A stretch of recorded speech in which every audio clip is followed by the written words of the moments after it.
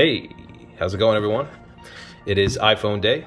Well, actually, yesterday was iPhone day, but when you pre-order through certain companies like T-Mobile, it's shipped on the day or the day just before the phone launches, and chances are you're going to get it a little bit late. So, word to the wise, if you do pre-order for pickup through the Apple Store if it's an iPhone, or just buy it on the day that it's released. With Samsung phones, however, they ship them a little bit early if you pre-order. So you can go ahead and do that as you normally would, and you'll still probably get the phone before the official launch date. So the phone wars continue, and they continue to grow. Let's take a look at this box, first of all. Pretty flat. These boxes keep getting smaller and smaller, these boxes, mostly because there are fewer and fewer things included in them. No charger in the box, for example. So it says iPhone here on the right side of the box, the Apple logo on the top, iPhone on the left, and on the bottom, the iPhone logo. As you can see here, I got it in the new Sierra blue color. This is the 128 gigabyte version, again from T-Mobile. Regular iPhone 13 Pro, not the Plus. And you'll notice that there is no plastic shrink wrapping on this as there normally would be with iPhones. We have pull tabs here on either side, as you can see. So let's just use one of those to open this thing up. Actually use both of them to open this up, just covering the serial numbers there. And voila, here we go. iPhone 13 Pro in Sierra blue. And before I even take the phone out, you can tell right away that that camera housing is larger. This is the iPhone 12 Pro from last year in graphite. And you can see how big that camera housing is this time around. That's a significant increase in size. Probably blends in a little better on the Max, but frankly that phone is just way too wide and cumbersome to use. If you're going to go with a larger smartphone, I would probably go with the S21 Ultra. However, unfortunately, it seems as if Apple has some kind of exclusive on premium built, that is to say metal and glass, smartphones of this normal size here. For some reason, Samsung decided to go plastic. I know there's quite a few people who prefer that plastic. Of course, it's cheaper. It's something more reminiscent of budget and mid-range devices. It is harder to break, but let's face it, that's not premium. This is premium. And so let's talk more about the design here for a second. After all, this channel is called Aesthetic. It's a really nice color here, and I've noticed that these shades of baby blue, of course this is called Sierra blue, but these shades of baby blue here are back in fashion this year. And let's face it, the Apple design team, especially over the last 4 years, let's say ever since iPhone 10, they know what they're doing. I don't know if it's a result of research or what, but they've definitely improved. You know, Apple design was, with the iPhone anyway, was really nothing special. It lagged way behind the Nokia Lumia line, if you remember that, which was sweeping design awards. Samsung Galaxy line, the Sony Xperia. But I think they finally hit their stride a little bit. Of course, this isn't the nicest camera housing, but it blends in. The design language and aesthetics blend in nicely, and I do like the flat screen, the flat back, and of course the premium steel metal chassis, stainless steel, and equally important, the glass here on the back. Really, really nice. Let's see what else we get. Of course, you have your Lightning to USB-C cable. You've got some booklets here and your SIM ejection tool. It says designed by Apple in California, and that's really all you get. You can basically just put these back in the box here, and you don't get that charging brick anyway to be using this wire that comes with it. So let's check out the phone. You have customary cardboard here on the screen. It lets you know what each button's function is with these little icons. And here it is, iPhone 13 Pro. You've probably already seen it by now. I really wish I was able to unbox this yesterday, but again, it just arrived now. Beautiful, beautiful stainless steel edges here. I do like a rounded metal chassis, but this grew on me a little bit. I think it's nice. Also, stainless steel around these camera lenses. It's also glossy. Got a glossy Apple logo on the glass back there. Of course, your volume rocker, your switch to silence or put the phone on vibrate. On the other side, your power button.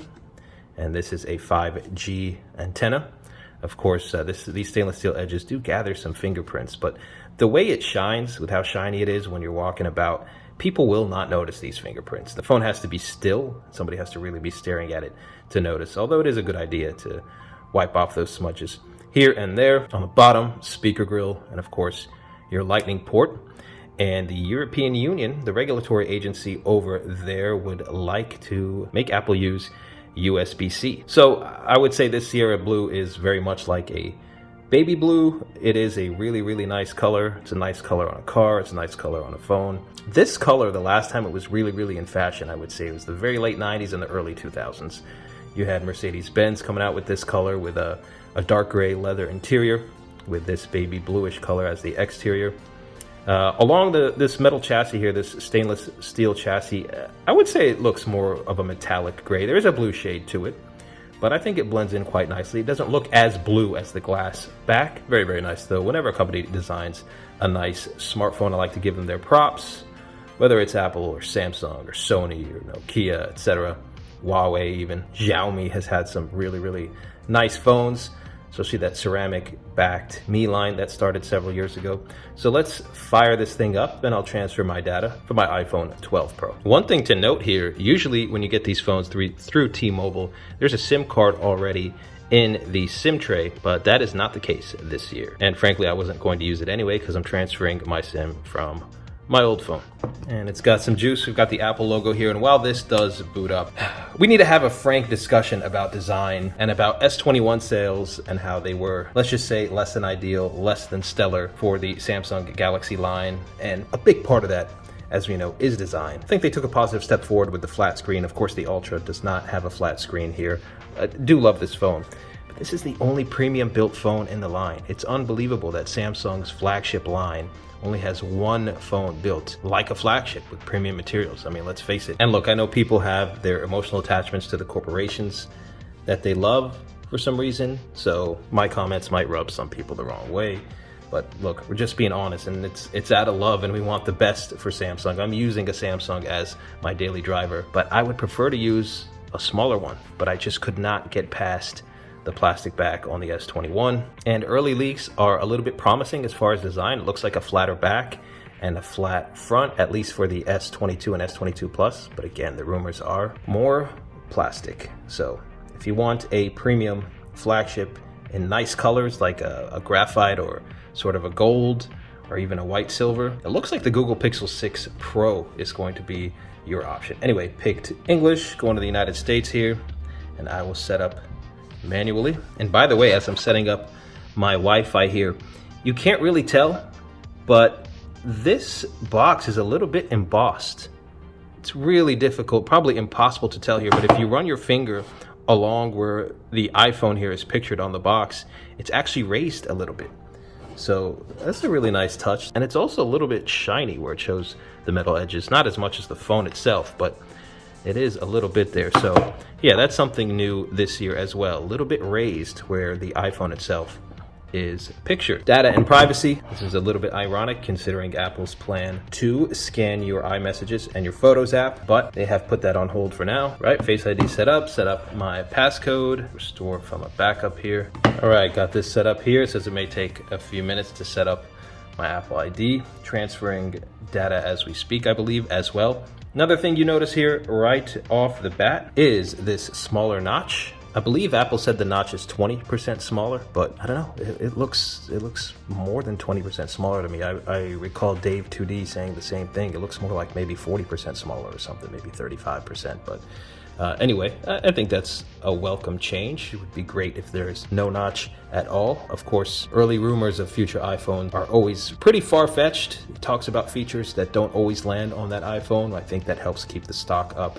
But there are rumors of a punch hole design similar to Samsung Galaxies and other Android phones. Of course, the big upgrade this time around is supposed to be that 120 hertz display, but over the past 24 hours or so, we've seen reports that this isn't really a full-time 120 hertz display. And I don't just mean not full-time in the way that the variable refresh rate is on the Samsung phones, for example, but there are some apps that won't even run 120 hertz. So a lot of people have said that 120 hertz feels slower on the iPhone than it does on the Samsung Galaxy range, and that is why. So it is a bit of a strange implementation of 120 hertz so far. It's almost misleading, but I'm sure that will be improved, and as time goes on, it will move towards a full or fuller 120 hertz. Gonna pick dark mode here, I always do. Restoring from the iCloud. So Samsung, in my opinion, if you would like to return to dominance, offer your full flagship line, your full flagship specs and features, camera included, your full flagship build quality, whether it's 6 or 7 or whatever series aluminum on your frame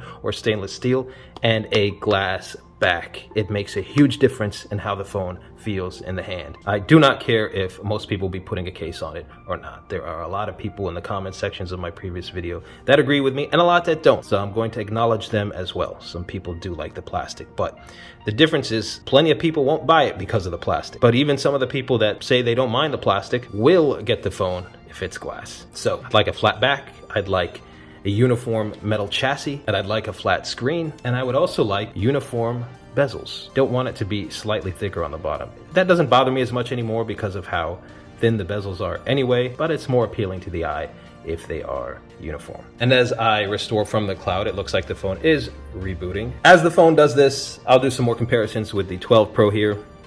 Let's wipe this down a little bit. You see the difference in the color of the metal chassis. The phone itself looks to be pretty much the same size. I believe it might be, I don't know, is it ever so slightly thinner? I'm not sure, but the size itself seems to be pretty uniform, as you can see here. Of course, the camera housing much larger. The phone is slightly heavier. The 13 Pro, I mean, is slightly heavier. The battery is slightly larger, so that has something to do with it. And my restore is now complete. Terms and conditions, well, do we really have much of a choice if we want to use these smartphones? Sign your life away, restore complete, and here we are. Looks just like my iPhone 12 Pro here. And let me open some things up here. Let's go to clock. Yeah, I can see the difference. When you're using native apps here, you can see the difference. Now, the animations on iPhone have always been pretty smooth, but this 120 hertz display, it does make a difference. But let's open a third-party app here and see if I can tell the difference. You won't really be able to tell the difference, I don't think. This video is going to be 30 frames per second, so I guess you're going to have to kind of take my word for it. But let's see here. It looks like it's still installing several of these apps, so I cannot really run much of a test of the 120 hertz on third-party apps. But like I've showed you here already on native apps, it is easy to tell. It's a nice touch. It reminds me of the iPad Pro, of course, and it really should not have taken Apple this long to implement a 120 hertz display. Should have gone to 90 at least several years ago. In fact, the jump from 60 to 90 for me was even bigger than it was from 90 to 120, but having 60 hertz displays, it was just one of those things where, like other features that land on iPhones much later, it was something that iPhone users didn't even know they needed, but will not want to do without once they experience 120 hertz. I'll quickly open up the camera here. Photographic styles. Choose style setup later. Of course, now you can have different photographic profiles where it can take warmer images, cooler images, if you prefer, for example, some of the camera styles on the Pixel or the Samsung, so forth. And night mode is supposed to be improved in this as well. I'm going to set up these photographic styles later. Let's just take a photo here. Test out this camera, focus on this, take that photo, and let's see how it looks.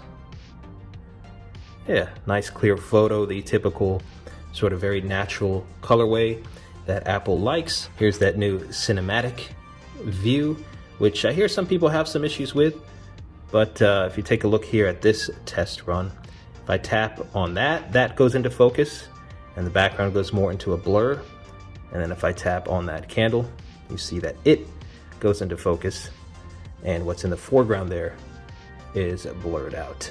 And you know what, as all of these phone manufacturers and operating systems sort of converge now, it's almost like we've reached the pinnacle as far as what smartphones can be in this form factor. And they all have pretty versatile widgets now. Of course, Apple finally introduced that after a while. They all have dark mode. They all have grouped notifications and some other features. I think for me, for the first time ever this year, the iPhone is worth considering, worth getting.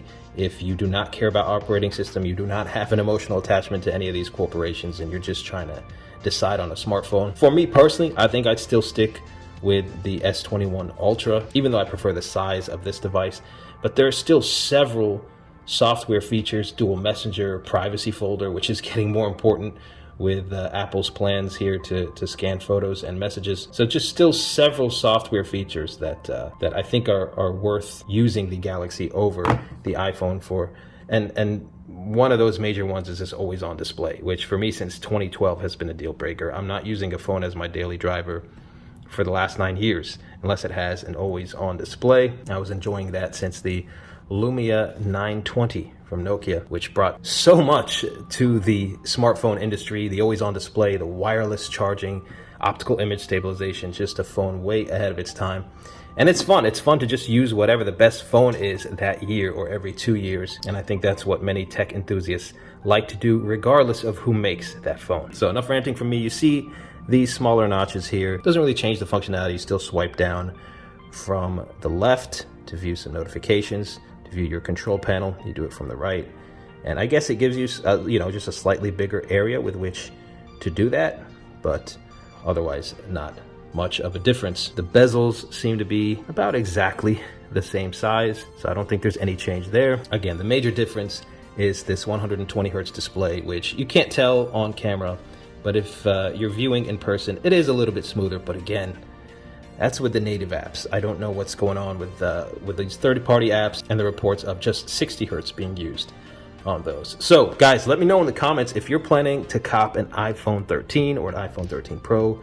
Which one are you getting? Which color? And one question I really want you guys to answer, and please leave any biases to the side, just honestly speaking, because even whatever company you like the most, you want what's best for them. Has the iPhone caught up with Android flagships? Has it surpassed them in any respects? Widgets are now similar. The group notifications, the 120 hertz displays. Now there's still some functionality that it doesn't have yet. There's no always on display. The customizability isn't there yet. For example, for the fall, I've made these icons orange. Can't do that on the iPhone. But if you were using Android for the past several years, an Android flagship of any kind, whether it's Samsung or anybody else, do you think the iPhone has reached the point where you would consider it over your favorite Android smartphone?